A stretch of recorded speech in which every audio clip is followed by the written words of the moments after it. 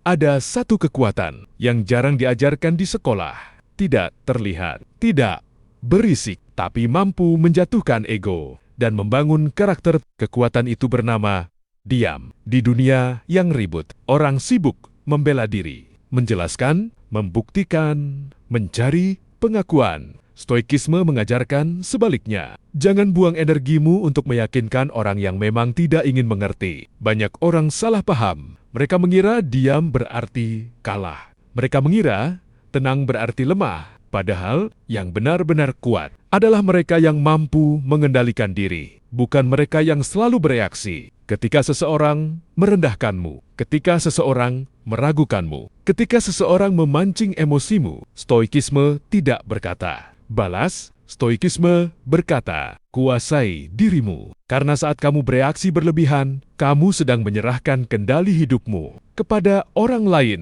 Orang lain menentukan suasana hatimu, orang lain menentukan emosimu, orang lain menentukan kedamaianmu, dan itu adalah bentuk perbudakan paling halus. Marcus Aurelius menulis, kamu memiliki kekuatan atas pikiranmu, bukan atas kejadian. Sadari ini, maka kamu akan menemukan kekuatan. Bukan semua hal layak mendapat reaksimu. Bukan semua orang layak mendapat penjelasanmu. Bukan semua provokasi layak mendapat jawabanmu. Kadang, jawaban terbaik adalah diam dan lanjutkan hidup. Orang yang dewasa secara mental paham satu hal. Energi itu terbatas. Jika kamu menghabiskan energimu untuk berdebat, untuk membalas komentar, untuk membuktikan diri, kapan kamu membangun masa depanmu? Stoikisme mengajarkan, fokuslah pada apa yang bisa kamu kendalikan. Dan satu-satunya hal yang benar-benar bisa kamu kendalikan adalah pikiran, sikap dan tindakanmu, bukan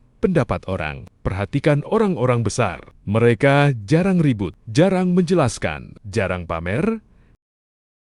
Mereka sibuk bekerja dalam diam, karena mereka tahu hasil berbicara lebih keras daripada kata-kata. Kamu tidak perlu terlihat hebat. Kamu tidak perlu tampak pintar. Kamu tidak perlu disukai semua orang. Kamu hanya perlu menjadi lebih baik dari dirimu kemarin. Itu saja. Dan proses itu sering terjadi dalam kesunyian. Stoikisme juga mengajarkan tentang menerima kenyataan. Bukan pasrah, bukan menyerah, tapi menerima bahwa tidak semua orang akan menghargaimu. Tidak semua usaha langsung berhasil. Tidak semua kebaikan dibalas kebaikan. Dan itu normal. Yang tidak normal adalah membiarkan hal-hal itu menghancurkan jiwamu. Seneca berkata, kita lebih sering menderita karena imajinasi kita daripada karena kenyataan. Kita menderita bukan karena kejadian, tapi karena cerita yang kita buat di kepala kita sendiri. Kenapa dia melakukan ini ke aku? Kenapa aku tidak dihargai? Kenapa hidup tidak adil? Pertanyaan-pertanyaan itu tidak menyembuhkan apapun. Yang menyembuhkan adalah apa yang bisa aku lakukan sekarang. Orang Stoik tidak bertanya, siapa yang salah? Mereka bertanya, apa pelajaran yang bisa aku ambil? Karena mereka sadar, setiap masalah adalah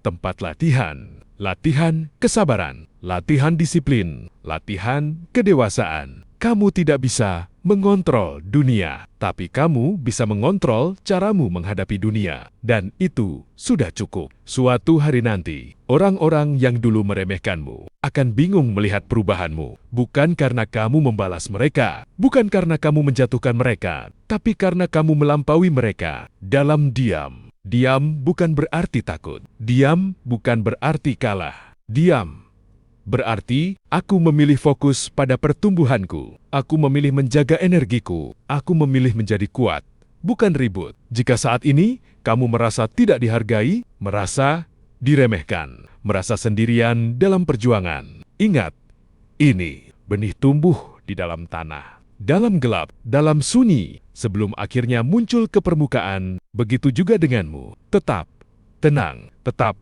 disiplin, tetap berjalan. Biarkan waktu dan hasil yang berbicara. Karena pada akhirnya, diamu akan membuktikan siapa dirimu.